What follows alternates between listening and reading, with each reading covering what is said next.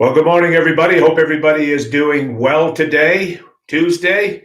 And we all know by now that Tuesdays and Thursdays are top 10 days. So last week we did the top 10 athletes or performers that I like to watch. Appreciated Bladesy. He added his top 10 in there. I had to remind him of Wade Boggs, though. Couldn't imagine a list of coming from him that one of the greatest hitters in baseball wasn't on it. So this week, we're going to have a little fun with this, and we're going to discuss the top 10 sports movies.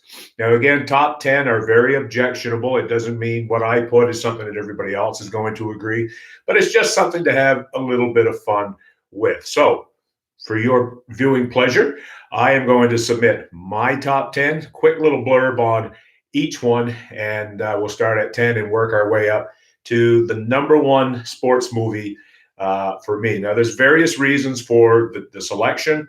Some are, I am partial to baseball and football, and there seems to be more movies towards that. But there are some movies towards other things as well. But name quality means a bit, right? I also like the fact movies that have a true story about them that actually happened and how it gets portrayed on the big screen and things like that. So anyway, we're going to start at number 10 with the Rocky series. Now, just kind of tip the camera a little more that way. Okay, I guess we are all in there. Number 10 is the Rocky series. And I see Rocky right from the beginning, back in the mid 70s, 77, 78. I think it was in that area that Rocky came out. I could be wrong. I'm not always great with detail. But the Rocky series are just something that always stuck with me. Always got animated with that. Of course, back then, boxing at the time was very huge with Muhammad Ali, Larry Holmes, in the heavyweight division, George Foreman, Ernie Shavers, all that gang there, Joe Frazier, Smoking Joe. So, boxing was huge. And a movie portraying about boxing, especially the underdog that, Rocky Balboa is portrayed as, given the long shot, the storyline is, regardless of where you are, regardless of your dream, if you have that determination, that concentration, that desire to want to succeed, it exists in every one of us. And it's the motto of the story that can apply to all of life. Now, you may not be a Sylvester Stallone fan. I know Sylvester Stallone has done some movies that weren't that great, but you know what? I think he actually does a pretty good job of acting and portraying that character of Rocky Balboa. I enjoyed pretty much all of them. After the fourth one, I kind of didn't really catch the next two too much. Would have to go back and look at that. But the Creed movies seem to be pretty well done. So kind of, those are kind of nice as well. At number 9 is our hockey one. And that is called, excuse me, best printer, Miracle. And Miracle is about the 1980 United States Olympic men's hockey team that won the gold medal at the Olympics at Lake Placid. Now, of course, they were given a long shot back in the day. There was no professionals playing like we have seen in recent years, though, of course, that's not happening anymore. But that stars Kurt Russell and portraying Herb Brooks and, the motley crew of players that they were able to put together from various colleges and free agents and whatnot. And of course, Jim Craig was a big story there. He ultimately got drafted by the Boston Bruins, Atlanta Flames, and that just didn't really pan out once he got past here. But it was a huge story at the time. I can remember it as clear as day. I was like 14 years old at the time when that occurred. And it was quite the story. I mean, even though you're Canadian, our team wasn't very good then, but everybody was rooting for the Americans. And that game that they beat the Russians was amazing. And of course, the famous Al Michaels call at Lake Placid. Do you believe in miracles? Yes. So classic movie at number 9 with Miracle. The 8th one for me is a bit of an older movie, and it's by a bit of an older actor perhaps you'll remember if you're in my age sphere. It's called The Natural by Robert Redford. And, The Natural talks about Ray Hobbs. This guy is a 14-year-old who wants to become a major league ball player, wants to be, a superstar in baseball. On the journey along the road, he gets shot, sort of thing, by a woman. I forget exactly how it all goes there, but he eventually, does make it to the pros and becomes a great player, hits lots of home runs, to the dismay of the owner of the New York Knights, who really is looking to try to sell the team and not go high up into the standings, so they have to pay out more money. Kind of reminds you, it has a little bit of feel of, the Chicago White Sox betting scandal back in the teens of the 1900s. A little bit of touch of that, not quite, but it's a feel for it. And if you understand baseball, the history of baseball, you'll know what I'm talking about. Number 7 is a basketball classic and a movie that I really liked and probably could have moved up the ladder a little bit. Coach Carter by Samuel L. Jackson, in which he portrays Ken Carter, high school coach in Los Angeles. And this is based on a true story. Most of these are. Miracle is a true story. Obviously, the Rocky series is a bit more fictional. The Natural is fictional. But Coach Carter is based on true story. And that's part of the reason for some of these is because I really enjoy, true stories, whether it's sports or real, like whatever the case might be. But Coach Carter is a very inspiring movie in which, Ken Carter says, you know what, this is going to stop at this particular school, his alma mater high school. And he just takes a stand that these kids are not getting the grades that they need. He is able to see down the road. He wants this cycle of viciousness, when you think about it, in that area of athletes not getting education or just being bumped through as a convenience. And so he undergoes a lot of scrutiny to attain what he wants to do, but he sticks to his guns. And ultimately, it works out for the team. They continue to have great success, but the biggest success is the amount of those athletes who went on to have college careers, maybe not completely in basketball, but they also got good degrees and things like that. So Coach Carter definitely deserves to be on the top 10. Number 6 is one that I kind of watched again last night. I hadn't watched it for a little bit, but I really enjoyed it. Will Smith in Concussion. And Concussion, as you know, talks about, CTE and how it has claimed many lives of NFL football players, about concussions, about the brute force of helmets, heads hitting heads, and all this kind of thing. And Will Smith portrays Dr. Bennett Omalu, who went up against one of the greatest entities in the world. I mean, the National Football League is a force. They really are. They are an economic force. They know their strength. They know the leverage that they have. And when this guy came along with his, investigations and the research and what he found out, doing autopsies and things like this, it was very daunting. And I have to think that as a result of that, we now have what we have today. And, foolishly, I've made some comments about how the game has gotten softer. It's not what it used to be. Even in hockey, contact sport, they're calming it down. But I'm going to tell you something. When you watch this movie over again and you see what it did to some of these athletes, you can be grateful that, some measures have been taken to have player safety more in the forefront than the dollars. I mean, it could be better. The NFL could do a bit better job. They still are all about making money. The bottom line is coin and using human beings to achieve that coin in a very violent manner. It's not the nicest thing in the world, but they are taking measures to try to make it better. And that's a positive thing to see. So number 5 is one that really caught my eye. And this is the movie called Rudy. And the reason Rudy is on here, Sean Astin, who plays Rudy Rudinger, is that I met Rudy Rudinger in Niagara Falls in 1993, I think it was, at an Amway convention. And, Rudy was there doing a motivational speech, and he's very, very good. And if you watch the movie, it has one of those famous lines there where Aston and Charles Dutton, I think his name is, he's the janitorial or the groundskeeper, at Notre Dame.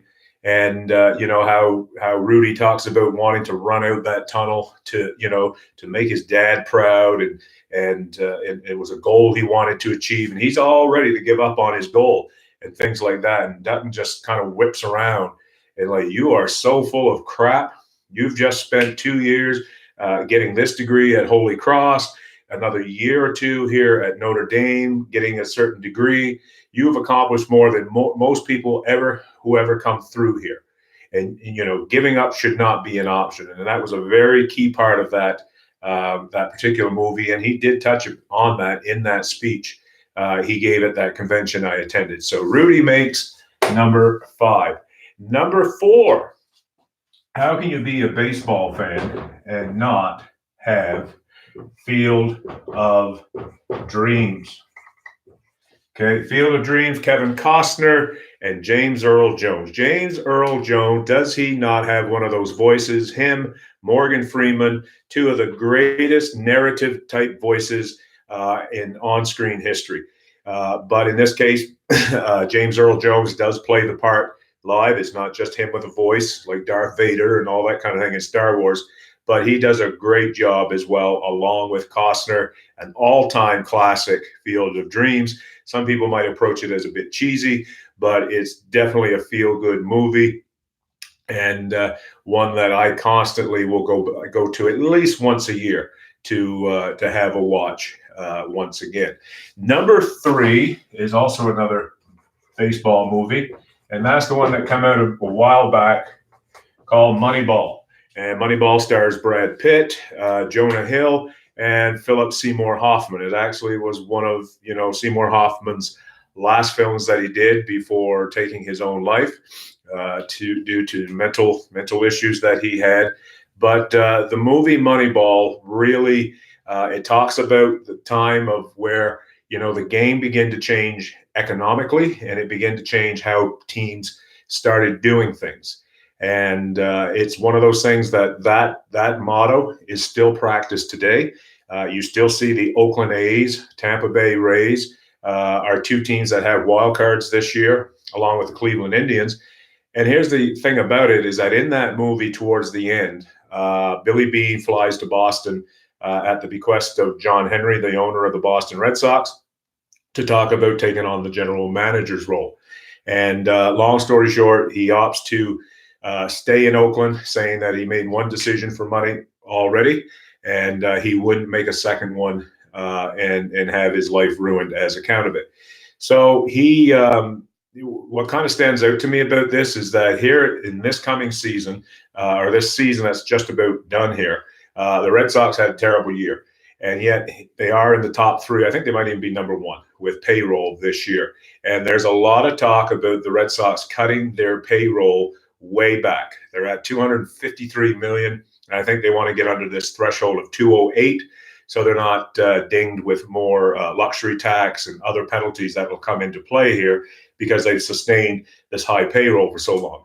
I have to think, listening, when you watch that clip in Moneyball, and assuming that what's in there is close to the truth, we know that John Henry has a thing for the sabermetrics. He hired Bill James, who's a sabermetrician. A lot of the motto of the Red Sox, once the Henry Group took over, was based off of this. Theo Epstein, the general manager of the Red Sox, which was part of the 2004 championship team, that kind of started it, along with Terry Francona as the coach. So that model was in place. Only thing is, the Red Sox had the resources to spend money. Now that I think Henry's seeing these teams above them, like Cleveland, Tampa, Oakland, especially Oakland and Tampa, they're doing it with a third of the budget. And though I don't think you ever see the Red Sox go that far extreme, even under the Henry Group. I think, you know what, he's saying, you know what, we don't need to be the highest priced team in the game. We don't need to buy a world championship. It is possible to contend, and as we all know, get to the dance, and you never know what's going to happen. So it wouldn't surprise me to see that Moneyball starts to kick in with the Red Sox, only to the degree of where they try to stay just under the salary cap. But a very interesting movie. Brad Pitt does a great job of playing Billy Bean, and Seymour Hoffman does a great job playing Art Howe. Number 2, we're getting to the end. A real classic. Remember the Titans. And this stars Denzel Washington, probably my all-time favorite actor. Love everything that Denzel does, along with Will Patton. And is a story about, integration at a southern United States high school, where white school, black school come together, and the coach is the black guy in the movie, and the white guy is underneath of him.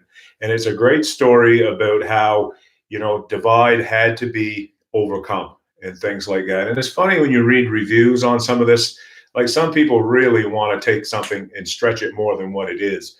Yes, the seriousness of racism, and that is a serious issue. I would never diminish that. But I think some of the comments I heard was a bit over the top. I like to see the good point in this is that you had people from both races who saw the disaster, the implications of racism, what it was doing to the young people, and they attempted to overcome that, right? And they were met with resistance from officials, other people in the community, other people within the schools, the school system structure.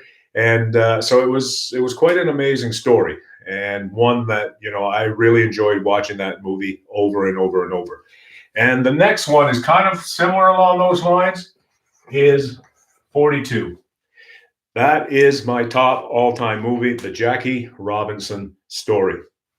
And if you're not familiar with who Jackie Robinson is the gentleman who broke the color barrier in Major League Baseball.